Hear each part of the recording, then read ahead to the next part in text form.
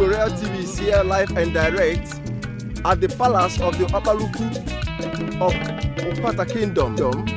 We are here on the courtesy visit to enjoy the cultural value of this great kingdom, Ukwata people. Join us as we go in to give you details of this very kingdom and what they have to offer you. This is Ezumezu Royal TV. We are here live and we are here direct. Let's go in. Yes, right here we are His Royal Highness, the Opaluku of Umukwata Kingdom.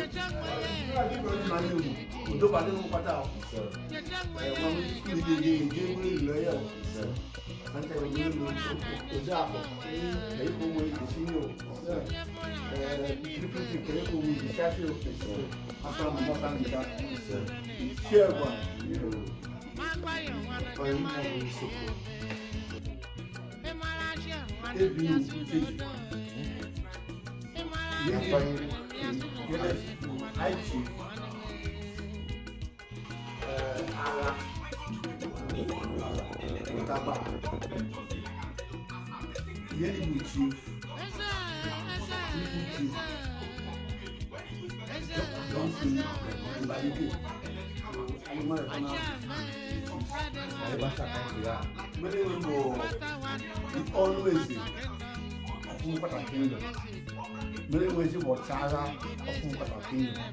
And we do try to redeem. Abandon one of Umukwata Kingdom, abandon one of Umukwata Kingdom. Okay, thank you very much. Kawalaji, about today, let's try details of this Ukwata Festival 2024. You can get in there and about Ukwata, I will can get festival. I didn't know also.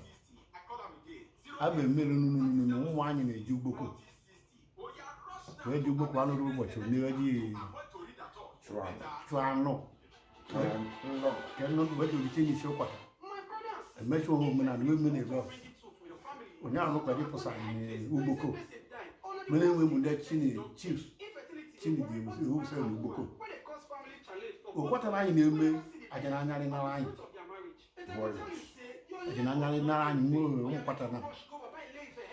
I'm Umukwata nine when I also Ukwuani. I know many more, but in the end, it's saying him. He's saying him more Ukwata. Okay. Because how long since this program, this Umukwata Festival? How many days going on? Okay, you can see here the chance involved. Eshini mo here put and DJ Tranta dikisi wako and umubani mo here general. Up today, kiya game today, kiya game chi na one nechi the next days. Kitana kwa hiki busho pata. Okay. Isho pata no kwa hiki butie gu ni mobe. Ule na kata ni prominent people. Kizeni kwa para ni kwa di busho pata no. Tegu no simugo sama cha usweni tegu. We have kekete. Kechi bi ngori. Echi osi very early in the morning. Bechi ya funga afungu ba ngori. Amutori ani note. Mutori na echi. Dozo jina na anu. Kechi. Onechi. Mulechi ba 4. Okay. Na pa ni apo Igbo. Ndị Igbo na anwu kini ni Mulechi. But kita na wado ni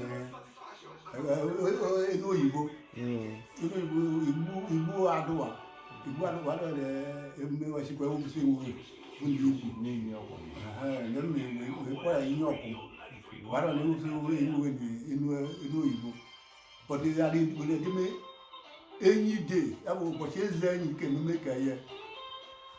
Is then you Munichinu. So you can man on another way all the finally. You can make it. You will say that you peace. Okay. Look on the you can not weekend. Yes. You can't get on the bull, she can Ukwuani. I mean, if you win, you don't make you can get. Hallelujah. You can be because as on our wow, if we do not go, Yamu, okay, if we make a 1 hour ago, this is possible. Thank you very much.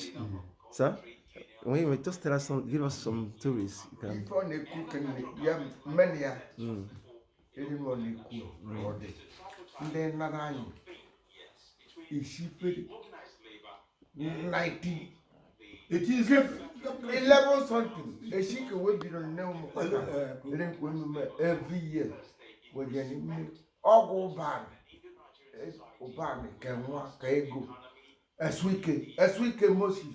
Because once already in a Yanni problem. Whether he fully was not an alien for you, he fully look when you or what he do. No, you didn't fully as well as second. Yes. Fully because somebody more will wait and I don't want it. Fully kind you up, may or many more over the job and they happy. Oh, my God, and I could get Anna. So, yeah, many more over and you were saying you know to take a line up. Yamrazi say, Oborese day, Kingdom day. Oborese day, Udoda, Amoreda, as we kill. Kwatala is just give us a little information and also actually from you. kedu ihe eji malụ ndị Umukwata as a people? Enwe ihe a particular thing eji malụ Umukwata as a people? Ukwu omenala bụ Umukwata bụ ọrụ eshiri ndị nna anyị obodo aka ife ọzọ nchọn kọmpụna ebe bụ nke arịọ sama asọkwana webiko webe asara omenala gị ni omenala ka adị ji marịsị ebe na kachi na-egbu omenala ebe a na ya bụ ife nna arịọ ụkwana ezi ụkwana dị na omenala onye na omenala ya na-ememekuma ka igosi bịa ka ọ na marịsị ebe na kachi na-ekwu ife na-ekwu isi abụọ. Mebo Chief Samson Onyiswe. Mebo Notuku Umukwata. Overall. Kawasa ihe na-eme na this Umukwata, the festival name. Just tell us on the festival. Ejoku anyị obodo kere bụ Umukwata. Ukwata bụ nala anyị mụ na anyị ne. So shinelenu gno bụ narị kwụọsa anyị cha anyị na-adị na-eme ya ọsa asụ a na egbukemere anụ zụmụmụ bụ kwatanụ so anyị na-anyala ọsa asụ anyị na-adị na-eme anyị na-eme efu nine ka ji na-eme and abụ eme ọsa mba anyị na-abịa ebe na befulu enyi anyị na wena adị na anwụ anwụrị na-eme nnara anyị n'ụbọ Ukwata erinu ka anyị na-ememe so si na-ekete na efe anwụrị dị na beru n'ụbọchị anyị na-eklozu omume. Abalị ole ka ọ na-ewe? How many days ka ọ na-eteki? Ya bụ ele na oteke anyị bụ na oteke bụ anyị ife dịka 1 week interval. Kedu gasị ha na-eme na ya? What is involved? Kedu nke a na-eme, nke na-ebu ụzọ abịa, kedu nke bụ ụzọ emekwa ọzọ, kedu nke gosi aga n'usoro anyị ka Ukwata anyị na-adị Ukwata gbogene kegu atete ka ekete echi anyị na-adị nwe orie wụla eso gbogene echi ka echi ya bụ Ukwata anyị na anwụ anwụrị na ala ife se anyị emefu n'ala anyị then anyị mefu kenunu egwu na-adị na-akụ quarter by quarter beru ifu ụbọchị asaa elu ka anyị na-eme anyị memefe anyị na ife ọma na-abịa ọsa mmanụ cha na-enwe enjoyment amete na ụmụ anyị na bụ Ukwata na ọsa ife ọma dị n'ụwa na-abịa anyị na-adị na-arụ asụ ọrụ na harvest ya bụ new farm na anyị metekọfa anyị na-aga eji prepare new farm for investment so elu ka anyị na-ememe so na owusa na enyi fọma bụ na anyị ka mete ọsa ikpe ndị dị n'ebe na-eso anyị na-eme bụ ọsa ndị kpọrọ Umukwata. Okay, dịka kedu ekpere ị na-ekpe n'isi ndị what's your prayer for the children and the people of Umukwata? Ekpere anyị na-ekpere webosi Chukwu were ebe ọma were iwe ego nụa dị ka nụ obodo enyi na-enwu ife atie na ka ya dị mma isi nka ọsa ka ike igosi na-enwere yesu ike na-enwere isi nka ife atie na ka ọrụ na-abịa obodo enyi ife ọma na-apụsa na okike ka Ukwata na anyị na-eme n'obodo na-enye ife ọma. Thank you very much, sir.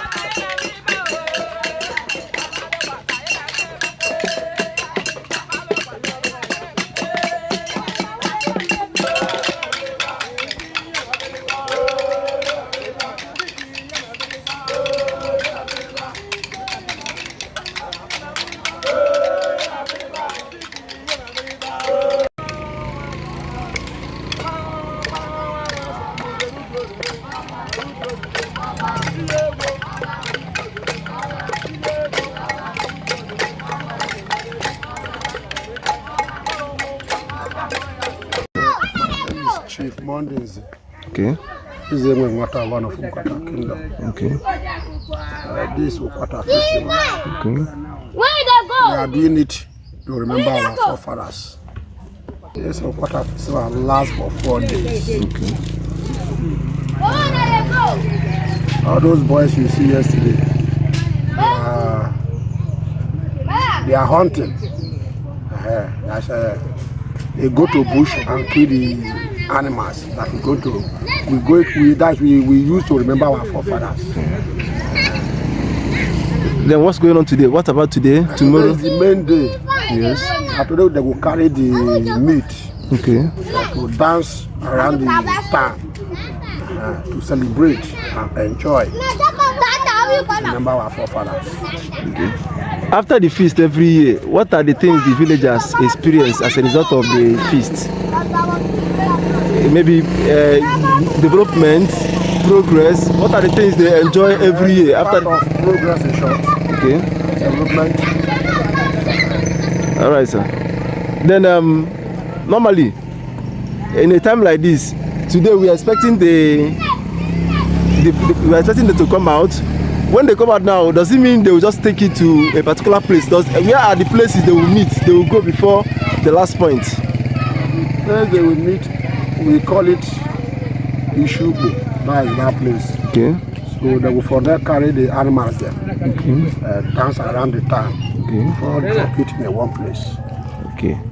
All right. Then, what's your prayer to the sons and daughters of this community, Umukwata, and the people that are not here, living in different places? My prayer is to give our community long life and prosperity. See? All right. Thank you very much, sir.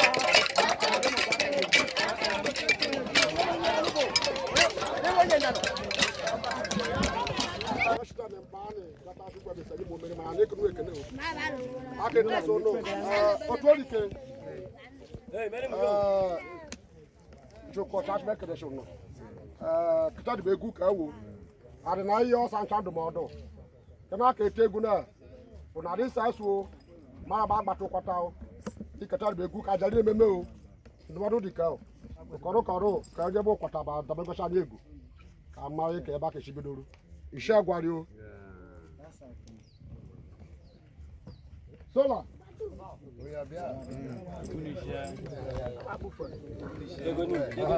Daddy, what one?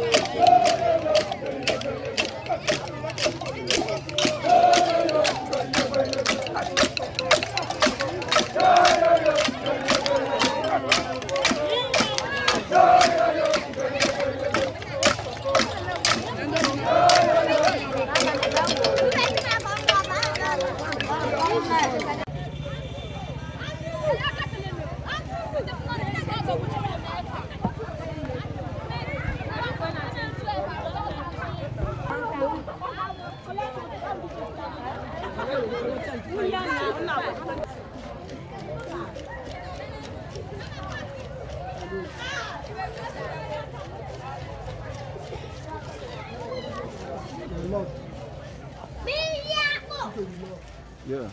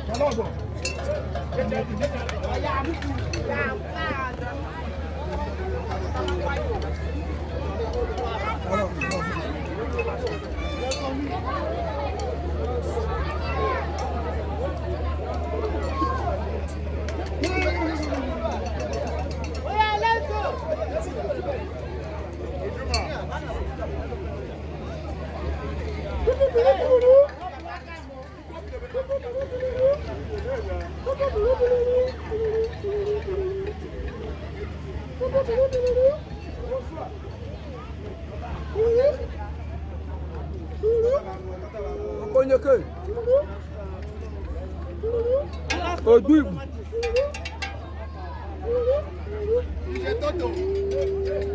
Agbadi.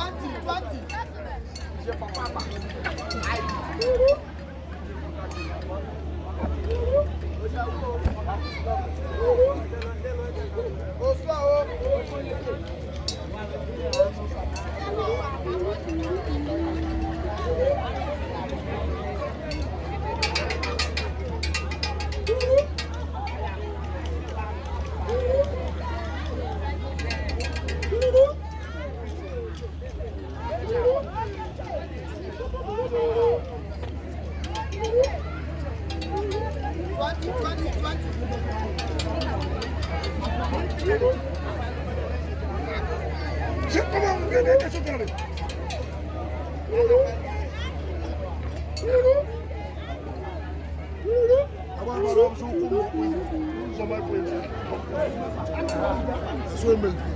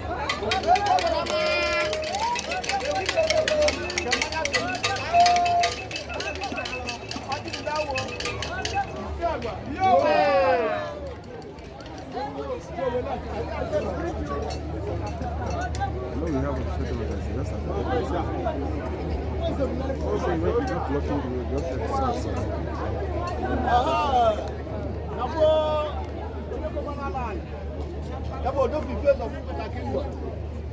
Go 1,000 up for dog.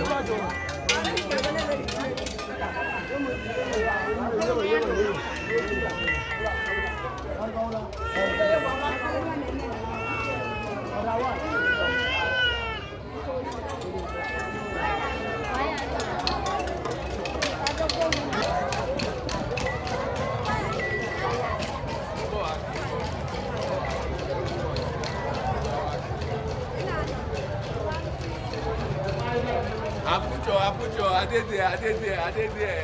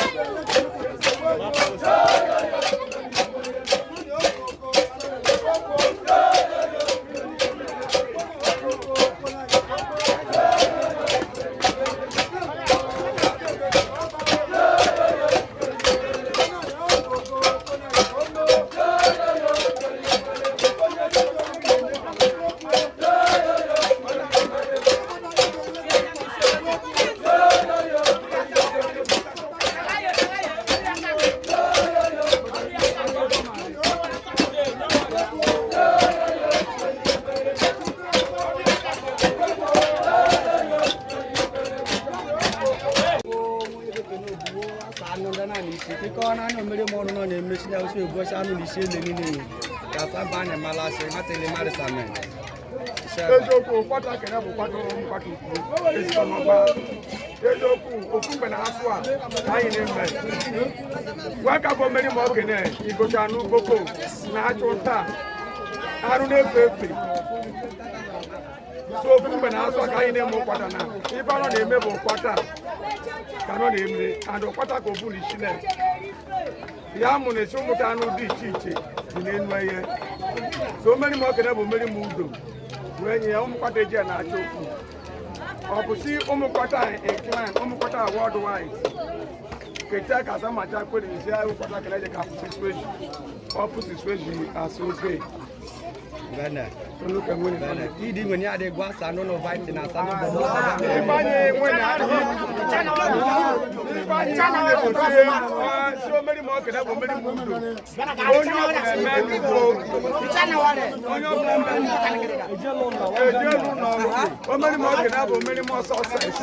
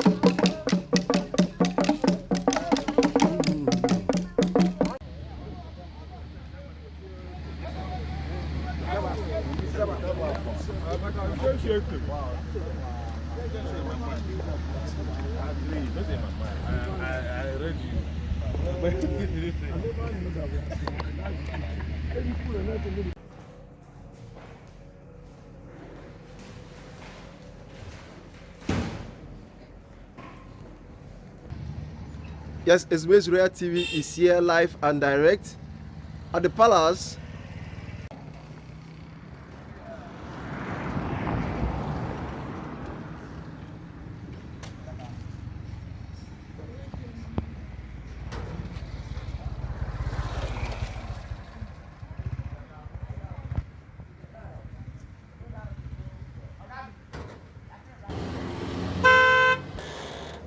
Yes, SBS Royal TV is here live and direct at the palace of His Royal Majesty any Friday, Odini Abaja, Ukwata 1 of Umukwata Kingdom in Ukwuani Delta State. Here we are to give you a live broadcast of what happened today. Today is any day 2024. It's going to be another time to explore the cultural heritage of this kingdom. Join us as we go in details of what this event has to give us. Join us in our channels. We're glad to have you here. Yes, here is the palace of the king, Ukwata 1 of Ukwata Kingdom. The cultural event is about to take place. Things have been fixed in places. We urge you to join us. It's going to be a live program, and we are sure to entertain you with every details of this beautiful event. Thank you for joining us. And do share, like, and follow us at SBS Royal TV. We are here to give you the best.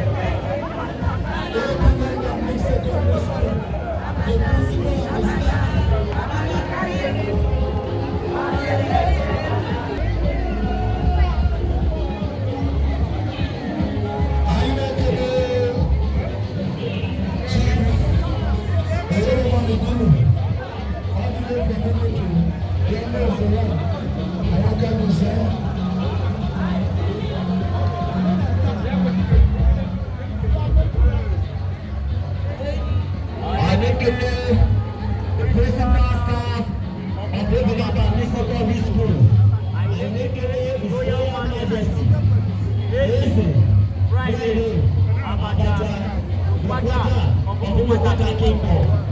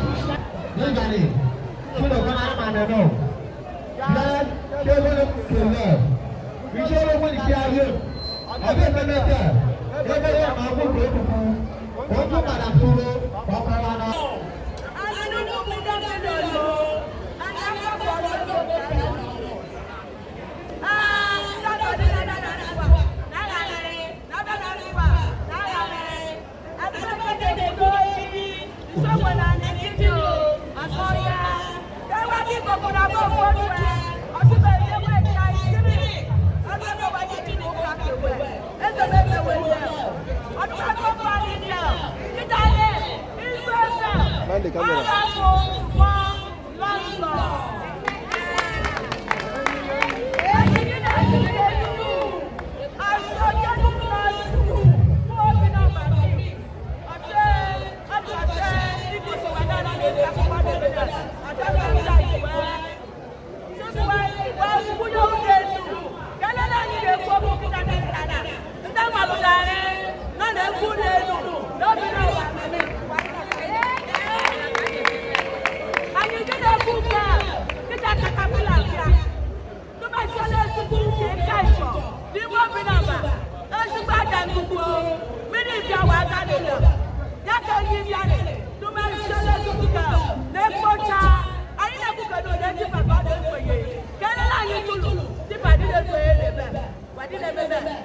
So,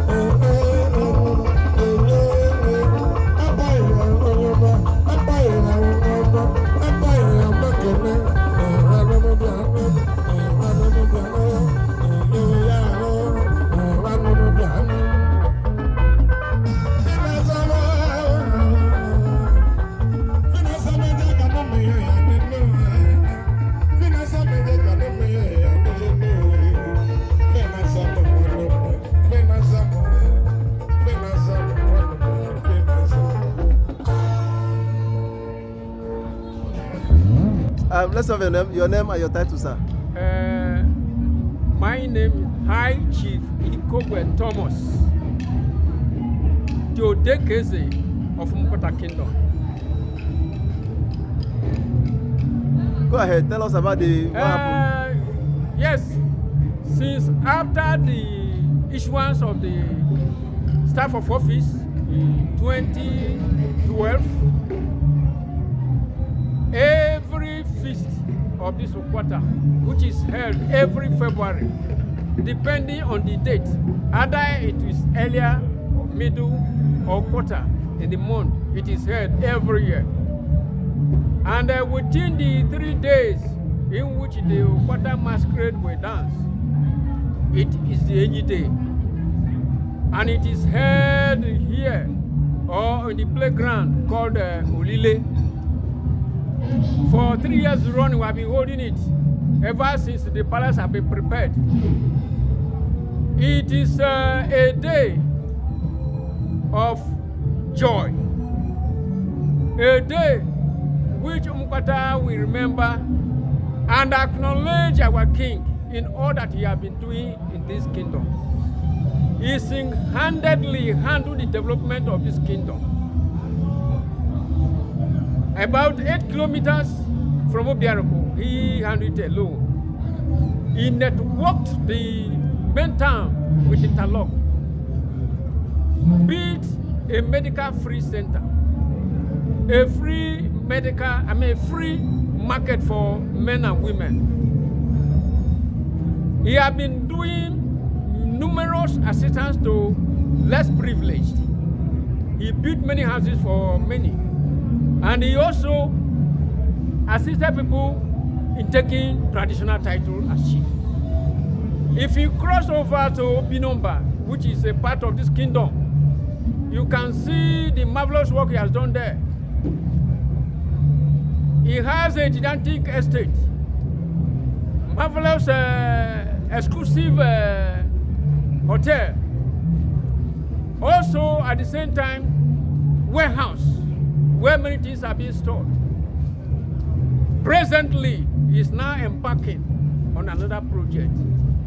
Today could have been the day we will not go to open the resort, but because of the tide of this occasion, it will be deferred tomorrow. What he has done in this community and the entire Ukwuani, Delta State and Nigeria at large is uncountable. We cannot. It's a humanitarian attitude of people we have, because we cannot count the number of people he assisted. Presently, his business at Lagos, he has over 100 hotels, booming, and over 5,000 employees under him. So we pray that the Almighty God will sustain his life, so that he will fulfill the destiny which he agreed with the Almighty God. And we pray that anybody, witches or wizards trying to eye him on all that he has been doing, let the Almighty God intervene. That is what we wish for him. God will restore him with health. And we pray that nobody in this community that devil will use to bring confusion, to make this governance of any Fred Abaja to be a one that people will now say, why did we make it? Everybody will rejoice. And equally, the Obaluku, the Okwas, the chiefs, the Adas, and numerous people have been paying monthly salary from his hard-earned salary. How can you now quantify such a person? The best thing you do is to pray to Almighty God to sustain life, so that you continue to. And what we are holding today should be a continuous one, in Jesus' name. And what's your prayer to the sons and daughters of this community? What is your wishes to everybody that came from different places? Thank you. I have to thank each and every one of person that left his schedule to attend this invitation. That Almighty God, as he has led them safely to this place, so he will lead them safely back to meet their home and children And Almighty God will bless them that the respect they've given to this community, same will be reciprocated to them in Jesus' name. Thank you very much, sir. We are happy to have you on the screen. Yeah. God bless you, sir. Thank you. Thank you, sir. Thank you.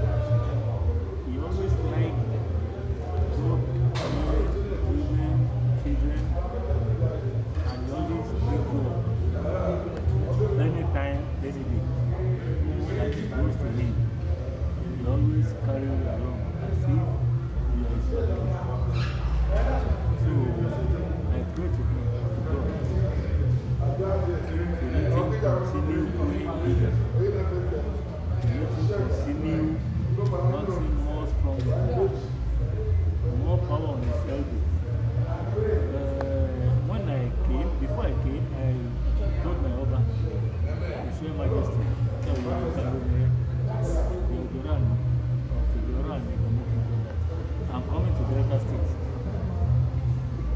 to see his friend, His Majesty,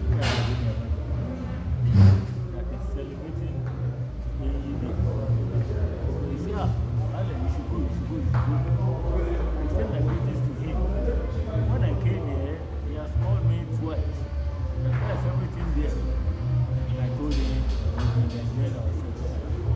So today, 14th of February,